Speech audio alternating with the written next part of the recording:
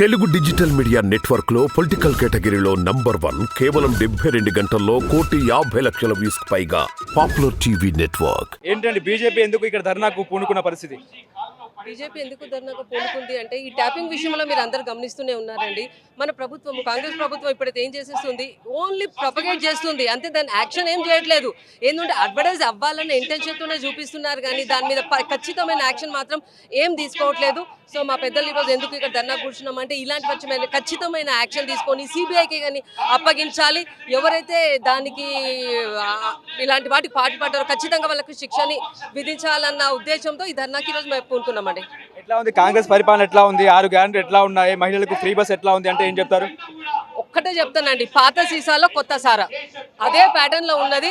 6 గ్యారెంటీలో only ఒక బస్సుదే కనిపిస్తున్న తర్వాత మిగతాయి మాత్రం ఒక్కటి కూడా కనబడతలేదండి. ఉట్టి ఏదంటే దృశ్యం క్రియేట్ చేస్తున్నారు. ఇంతకుముందు గారు కేసీఆర్ గారు ఎలా దృశ్యంని క్రియేట్ చేశారు, ఈయన కూడా దృశ్యంని క్రియేట్ చేసుకుంటూ వెళ్తున్నారు. కానీ ఫ్రీవి మాత్రం వాళ్ళు చేసిన 6 పరిపాలనలు మేము చూసింది మాత్రం ఒక్కటే ఫ్రీ బస్సు కూడా ఎంతమంది ఎగబడుతున్నారంటే అందరు యూటిలైజ్ చేసుకోవాలి. దానివల్ల ఇబ్బంది పడే వాళ్ళు కూడా చాలా ఉంటున్నారు. సో ఈ 6 గ్యారెంటీస్ మాత్రం వాళ్ళు 80% వాళ్ళు కంప్లీట్ గా వాళ్ళు ఫుల్ఫిల్ చేయలేదు. తులం బంగారం వచ్చిందా? తులం బంగారం వచ్చిందా మీకు? కళలో చూశాను, కళలో కూడా అక్కడ 0 కనపడుతుంది.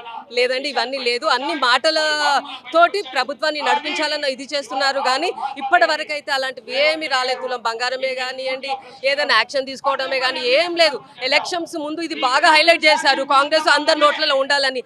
ఎలక్షన్స్ అయిపోయిన తర్వాత నో యాక్షన్, అలా ఉందండి ప్రభుత్వం. పార్లమెంట్ ఎన్నికల్లో మీకు ఎన్ని సీట్లు వస్తాయి తెలంగాణలో?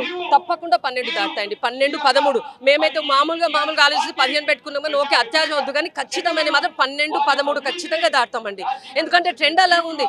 ఎవరైనా ఎవరి దగ్గరికి వెళ్ళాగానే మేము ఓటు అడగడానికి ముందు వెళ్ళేటప్పుడు వాళ్ళు వచ్చి జై శ్రీరామ్ అనేసి వాళ్ళే ఉల్టా మాకు చెప్పి వెళ్తున్నారు.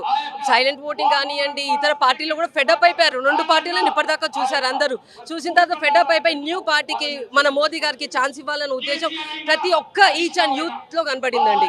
సో మహిళలకు ఫ్రీ అంటే గ్యాస్ సిలిండర్ వచ్చిందా? 2,500 వచ్చిందా అంటే ఏం చెప్తారు? రాలేదనే చెప్తానండి. ఎక్కడ వస్తుందో ఎవరికి వస్తుందో, ఇక్కడ ఈ ఏరియాలో ఉన్న వాళ్ళం అనుకుంటున్నాం, అక్కడ వాళ్ళకి వస్తుంది అనుకుంటున్నాం, అక్కడ వాళ్ళు అనుకుంటున్నారు ఇక్కడ వాళ్ళకి వస్తుంది అన్నారు. ఇలా అనేసి డేస్ వెళ్ళబుచ్చున్నారు కానీ మాకు కనిపించినంత మాత్రం ఇవి ఇంప్లిమెంట్ అయ్యి మాత్రం ఎక్కడ అవ్వలేదండి. Thank you.